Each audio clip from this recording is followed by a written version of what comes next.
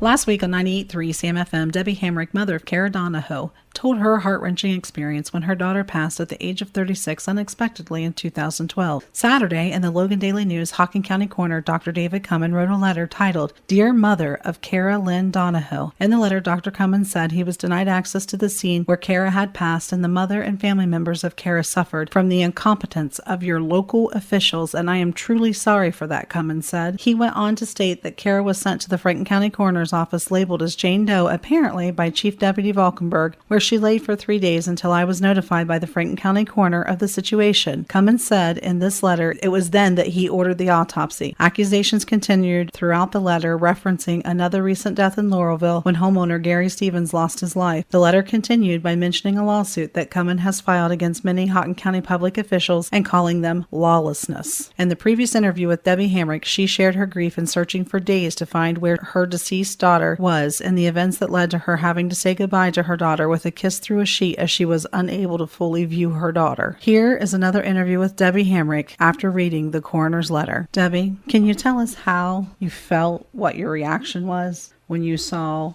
in a letter in the newspaper? I was shocked. If he wanted to apologize to me, I would have thought more of it. Maybe if he would have even called me instead of putting it out like that. You said in your previous interview that these are lives and families are affected and it's not politics. Do you think that it continues to be politics? Sure I do.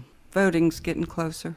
In the previous interview with Sam FM, you mentioned that you had possession of a recording between the deputy that called the coroner to come to the scene and the coroner himself. Yes. You brought that recording with you today. Yes, I have. Is it okay with you if we air that recording? Sure.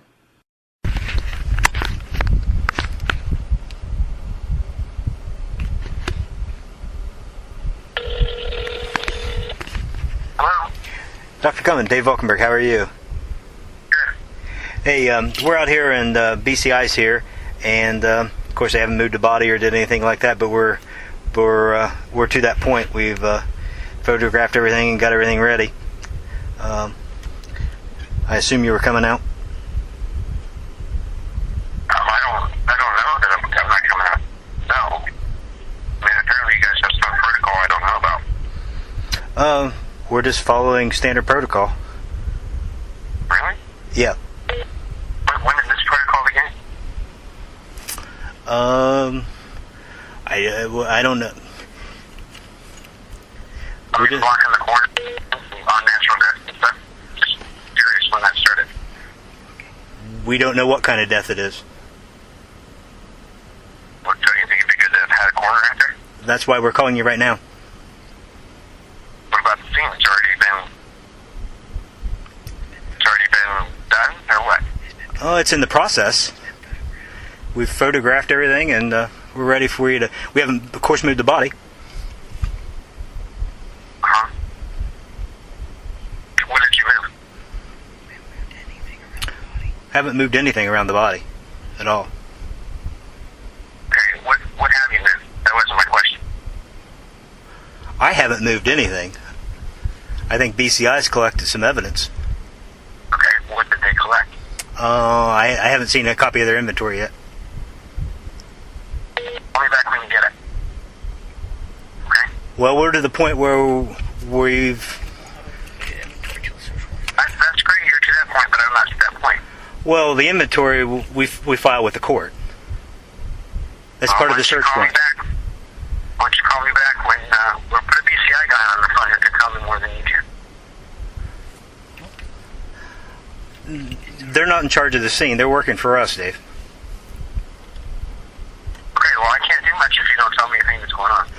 Well, we have a body. We have a body here. Okay. I have a woman that's deceased. Are you ordering an autopsy? We can't order an autopsy, Dave, and you know that. That's correct. That's correct. You can't. So maybe you can tell me some information so I can decide if an autopsy needs to be made. Okay. Well, I mean, you're welcome to come out and look at the scene yourself. But you can't tell me anything about the scene. You're unable Yes, to tell me. I'm sitting here right now. What do you? Guy out there. What Why do you? was BCI fault? Because Ask me some reason. well, yes, there was. When it started, Tell me what's the reason there. well, when the deputy arrived, He saw a female laying on the couch. She was slumped over. She's got abrasions on her face. There were holes punched in the wall, like there's been some potential domestic violence in the past. Is it fresh stuff or not? Yeah, it looks fairly fresh. Okay. Anything else you tell me? I'm not going to blindly order autopsies, okay? This is not how it's going to work. That's your prerogative. If you guys want to create protocols and not consult the coroner at all, then there's going to be lots of problems because I have a duty to do. And if you're not going to, it's like going to a fire scene, creating a fire protocol, not even calling the fire chief about it. Dave, this is how it's done in all other 87 counties. We're not creating anything new. We're following the search warrant. We're following exactly what the prosecutor says the law says to do, pursuant to Ohio law and federal law. And then I would transport the body to Hocking Valley Community Hospital, and I can see the body there. We're not needed to see. That's your prerogative. I mean, That's what I guess we'll do. okay, can we move the body here to photograph things? Oh, yeah. Okay. Well, I mean, I don't know what the purpose of the coroner is anymore, but okay. Go do what you want. Alright? well, that's... I've never heard of a county where they denied access to the coroner. We're not denying you access. That's why we're calling you, asking you to come out. I don't know where you're getting the denying access. We've never denied you access. Really? The 3 hours that my people stood outside? I wasn't there, Dave. But Dave, I can tell you this: it's protocol. We would have denied deputies. There's a need for. I saw there was a suspicious death declared by Lee York, which I didn't know he was able to declare suspicious deaths with all his extensive training, but apparently he did. Yes, Dave. Yes, Dave. As law enforcement officers, we can declare deaths suspicious. Really? Okay. Yes. If we believe somebody has broken the law, yes, we can say that we have a suspicion that they've broken the law. In this case, we actually have probable cause, and the judge agreed that we had probable cause, and he issued a search warrant pursuant to the Fourth Amendment to the Constitution that directs the sheriff and his deputies to search this premises pursuant to that search warrant and to collect evidence. I'm not talking about search warrant. That's what we're doing right now. We're executing a search warrant. We have I'm talking executed. about a dead person, and you guys say you're in charge, so do what you Well, want. we are in charge of the crime scene. This is a crime scene, and we are in charge of it, yes. You're correct. Okay. What's the last natural death that occurred last week at crime scene? They had all over the newspaper for 2 days, 3 days. We don't know that a crime hasn't been committed yet. Okay. Just transfer the body to Hocking Valley, and I'll tell them. Transfer it to Franklin County. So you're refusing to come out right now? No, I'm just going like you're done, and We're not done. No, we're not done at all. No, we're not done at all. When we would ask, we're actually asking that you would come out and provide us some assistance. What do you want assistance you with? We have a body here that we think is a suspicious death, and we would like your expertise and your opinion as the county coroner. Okay. And you didn't need it hours ago when the scene was put down? Well, actually, no, we didn't. The body's dead. She's dead. There wasn't any need to touch her then until we processed the other evidence. We can't disturb the other evidence until we've collected it and photographed it. Okay? Well, I'll have somebody come out and I'll take it to Franklin County and we'll do this again, I guess. Okay. Thank you. Bye.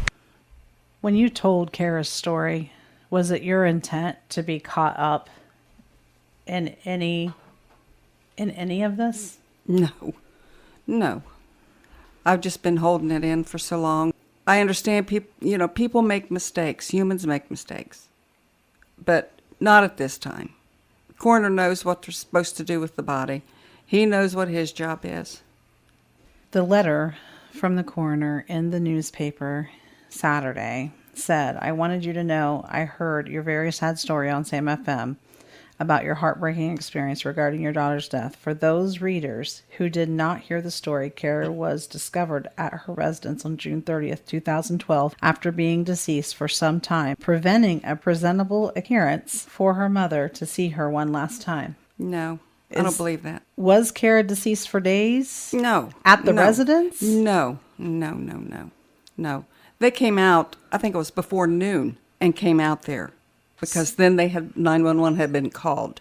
So the day that she passed was the day that They took her. once they came the same day the 911 call was placed. Mm-hmm. They processed the scene from my understanding. They called. By evening, they Dr. took Cummin. her. Yes. There is where she laid. And that's the reason that you had to say goodbye to her in the unbearable way that you did. Yes, it is. Yes, it is. Half the time I walk around and I'm thinking with all this going on, and I keep thinking about Kara. She's just laying there. You know, bless her heart, she didn't know, and now all this trouble is going on. I just wanted to be able to say goodbye to her, but you know, I couldn't say goodbye to her. I didn't want to see her that way, and it's just tearing at my heart. I don't know. Dr. Cummin also said in the letter, I wanted you to know that your daughter's case file, as well as the other 2 natural deaths that occurred within that 6-week time frame, were admitted into evidence against the sheriff's defendants in March 2015 filing of my federal lawsuit against those above individuals. Did you know that your daughter's case file was submitted as part of a lawsuit? Absolutely not. This is the first time I've heard of it. Dr. Cummin has never contacted me. His attorney or whoever has never contacted me. I didn't know that. How do you feel about her case being used in a lawsuit? I don't feel good about it at all. It'll be in a lawsuit and there'll be people in there and everything's going to be told about how she died and basically was mistreated. She was my daughter. She was not married. I was the one that was responsible for her now. I should have been asked or approached and told me about this. So you don't have to write a letter and have it published in the newspaper. I'm going to give you an opportunity right now to address Dr. Cummin and his letter. Why didn't you just call me? And I don't understand why. Why are you lying about saying you saw her when you didn't? You know, you were not denied access out there. You were not denied. It tells it right on the audio. They were asking you to come out, and you didn't. So I don't understand why you're saying they denied you. Your voice is on that tape, so I just don't understand why the whole letter was for. And when you said to the mother of Carolyn Donahoe, you didn't even know my name. I don't even think you knew my name. Of course, you don't know me. Debbie, who sent Kara to the Franklin County morgue? Dr. Cummin. And you know this because? What's on the audio? Is there anything else you'd like to say to Dr. Cummin at this point? Yes, there is. Dr. Cummin, you're the Hocking County coroner, and it's your job to take care of the body. It's clear to me in the audio that you told the law enforcement to take my daughter to Franklin County 2 times.